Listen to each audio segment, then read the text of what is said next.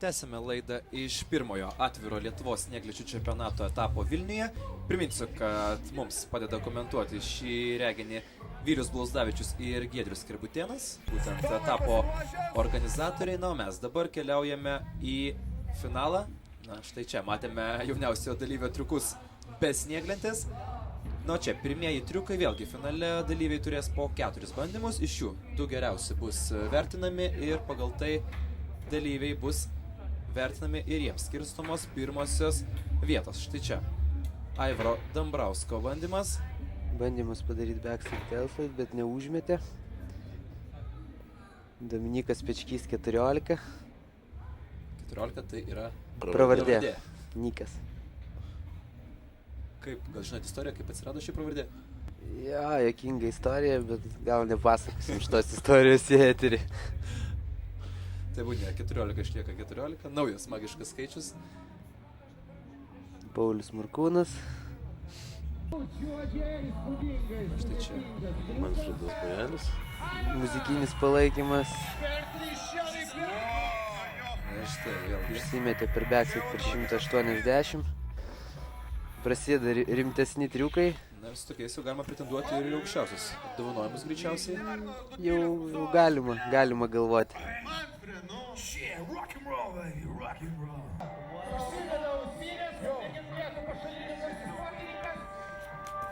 Front blunt 27 out. Čia sutrumpintai mūsų šneka, taip triukai vadinasi. Taip, na, iš tikrųjų matėm, kad nebuvo išnaudotas visas vamzdžio ilgis, greičiausiai atrodo įspūdingiau. Nusiema taškų, ta prasme mažiau taškų gauni, jeigu pračiuoži ne per visą figūrą. Ar labai ženklus tas... Ženklus, nes pilnai atliktas triukas, tai yra, kai tu gerai užmeti, atlieki triuką ir pračiuožęs vamzdį visą iki galo numeti. Tada jau skaitosi pilnai atliktas triukas. Na, štai kaip šis. Va, tailslide. Na, štai girdime, kad dar po porą. Domas Tamulionis fliperis. Metėsi per 270, bet irgi užmetė ir iškart nušoko. Nepačiuožė. Vienas Aivaro bandymas. Aivaras backside tailslide, netgi su truputį naustos. Ar turi įtakos, tarkime, kritimas jau nučiuožus nuo vamzdžio? Jeigu nučiuoži, numeti ir teisėjai mato, kad numeti stabiliai, ant kojų nuvažiuoja, o paskui ten kur nors nukrenti, tai neturi. Bet jeigu numetinėjai nuo vamzdžio ir krenti ant pilvo, o ne ant kojų, tai... Na, štai kaip šiuo atveju. Kaip va šiuo atveju, tai už triuką tada būna 0 taškų. Aivaro brolis, Šarūnas Dambrauskas. Va. Bandė tailslide.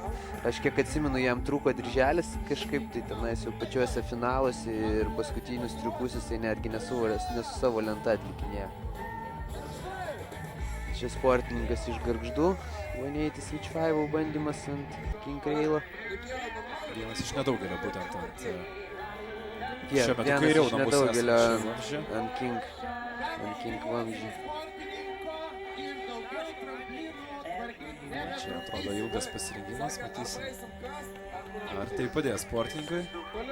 Visą laiką prieš sudėtingą triuką atsistoji, pagalvoji, viską apsiskaičiuoji ir tada darai.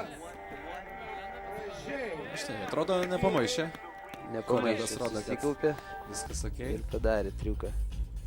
Na, beje, buvo planuota, kad lyg ir turėjo užsieniečiai dalyvauti šiose varžybose, tačiau jų neišvydome. Kas atsitiko? Buvo pakviesti Suomijai, žadėjo atvažiuoti, bet jie negavo laisvadienių. Puikus Aivaro Dambrausko 270 frontside boardslide.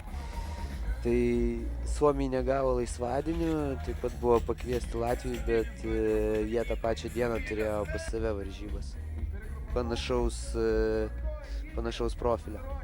Na ir turbūt išties verčiau lengviau dalyvauti savo šalyje, negu važiuoti. Visą laiką smagu išvažiuoti į svečius, bet skubu pasidžiaugti tuo, kad ir Lietuvoje jau yra tiek sportininkų, kad galima rengti tokias varžybas tik tarp lietuvių.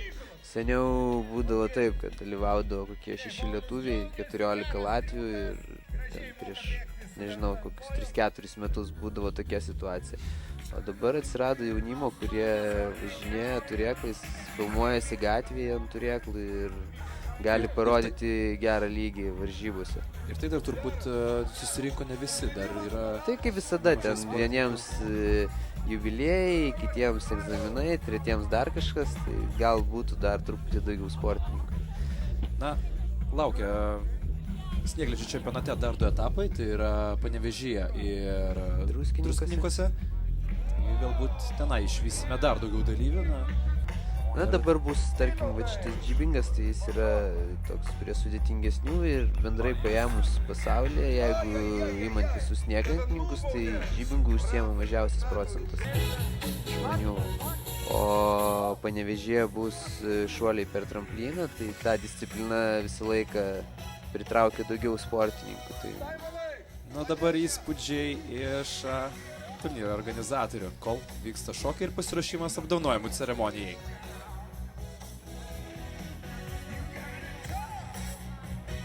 Praėjo pirmasis atviras Lietuvos snieglenčių čempionato etapas. Kaip viskas pavyko? Viskas pavyko puikiai.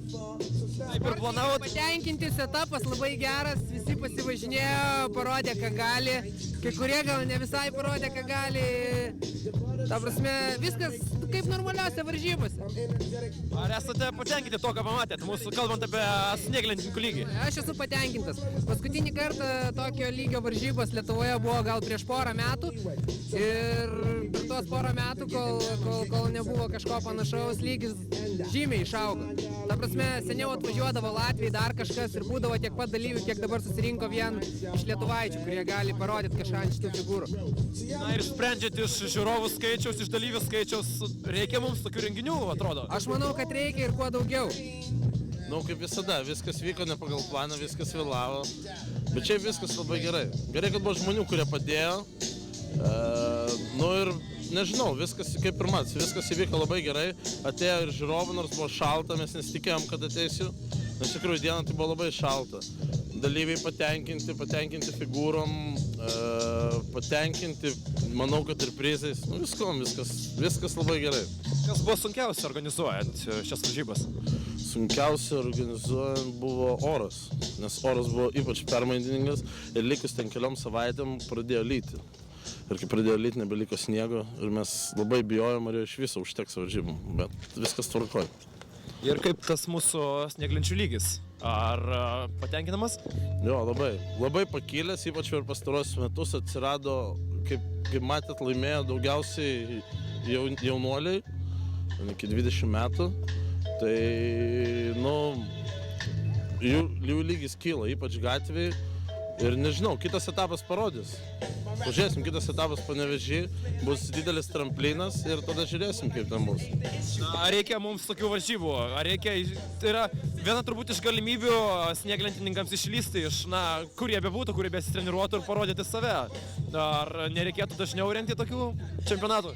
Nu, kaip, čempionatų daugiau nereikėtų, jisai vienas čempionatas yra. Tai manau, kad jeigu viskas tvarkoj, tai taip kiekvienais metais bus čempionatas. Ir kitais, ir dar kitais, žiūrėsim. Ir jauniausiam dalyviui buvo vos 9 metai. Tai gera perspektyva, gerą ateitį auginam. Nu jo, mane patį labai nustebino visi triukai, kuriuos jis parodė. Manau, kad jo, nes jeigu neklystu, ar šį sekmadienį, ar kitą vyks jaunimo varžybos iki 18 metų ant Liepkalnio.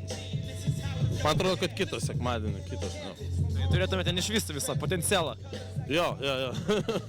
Ko palinkėtumėte Lietuvos snieglentininkams? Palinkėčiau, tobulėti ir ruoštis varžybom. Ir laukti kitų varžybų, kito etapo. Na, dabar jau mes žinome, kada įvyks būtent jaunimo varžybos. Galime supažindinti visus. Tai galim prononsuoti ne tik jaunimo varžybas, bet ta prasme šiaip artimiausius snieglenčių renginius, kurie vyks šį savaitgalį. Šeštadienį Liepkalnyje bus vaikų varžybos, apie kurias šnekėjo Vilius interviu. Iki 15 metų bus 2 grupės. Viena bus iki 12 metų, nuo 8, man atrodo, o kita bus iki 15 metų. Na ir sekmadienį visus kviečiame į Ignaliną, kur vyks naujo parko atidarymas, išbandymas, kurį pastatė Latvijai prieš porą savaičių, ten irgi bus geras laiko praleidimas, taigi visus snieglenčius sporto Pirmas tokio lygio entuziastus parkas Lietuvoje. kviečiam pasimėginti. Na, tuo metu jūsų dėmesiui apdovanojimai. Na ir čia triumfuoja pirmą vietą užėmęs Aivaras Dambrauskas, kurio net kelis triukus galėjote matyti. Antras liko Domas Stamulionis, na, o trečioje vietoje antras brolis Dambrauskas, tai yra Šarūnas Dambrauskas. Šeimyninis biznis pas Dambrauskus, pirma ir trečia vieta pas brolius. Na, o geriausio triuko nominacijoje, galbūt ir nenustebinsim, laimėjo jauniausias varžybų dalyvis, tai yra Timonas. Priminsime, jam vos 9 metai. Štai jį ant pečių atneša kolegos. Nes jo dar nesimato tarp kitų didelių sportininkų, tai jį reikia atnešti ant pečių. Na ir to išgirsite, kaip vertina nugalėtojai šias varžybas. Štai, laistymas iš šampanu ir nugalėtojų pakyla.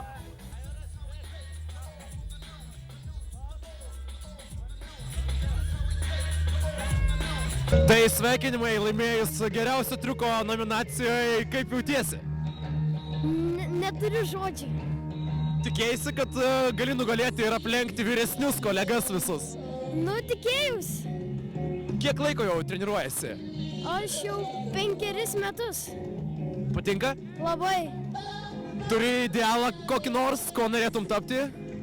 Nu, norėčiau tapti snowboardininku. Ir antrame etape dalyvausi Panevėžyje. Dalyvausiu. Ir ten gal matysime dar geresnių triukų? Taip. Nebloga savijauta šiaip iš tikrųjų. Nežinau, nelabai tikėjausi, bet pabandžiau ir pavyko kažkaip. Kaip varžovai? Varžovai buvo tikrai stiprių, bet kaip matėt, finale ne visiems gerai sekėsi, tuo tarpu ir man, bet paskutinis bandymas, man atrodo, viską lėmė. Tai Gerai suorganizuotos varžybos. labai neblogai. Čia daug rėmėjų, Borsportsai, X-klubas, kas čia dar, Expedition, čia daug labai gerų rėmėjų buvo. Snow Arena buvo, atvežė šitos vamzdžius, labai ačiū jiems ir nežinau. Tai pasirodo ir lietuviai kažkas sugeba. Tai lietuviai visą laiką viską sugebėjo, tik nieks jų nematė. Kaip triukus galvoji? Kaip gimsta tas idėjas? Ne, tai snowboardai yra kaip ir bet kuris sporto šaka. Ten yra triukai atskiri, turi kiekvieną savo pavadinimus ir žmonės tiesiog daro jos. Nežinau, žiūrim filmus, bandom, mokinamės, daug važinėjom ir jūs ateinat pamatyti, kas čia vyksta. Taigi, kaip ir minėjo Aivaras, mes pamatėme, kas čia vyksta, na, mes savo laidą tuo ir baigsime. Prieš pabaigą jūsų dėmesio įspūdingiausi triukai ir dar kartą galimybė pasigrožėti jais. Na, o aš noriu padėkoti Viliui ir Giedriui, kad padėjote stebėti šias varžybas. Na ir ką, turbūt lauksime visų Panevėžyje, Druskininkuose ar bet kur kitur, kur vyks varžybos, kad ir šį savaitgalį. Tad ačiū Jums ir viso geriausio. Ačiū. Iki. Iki.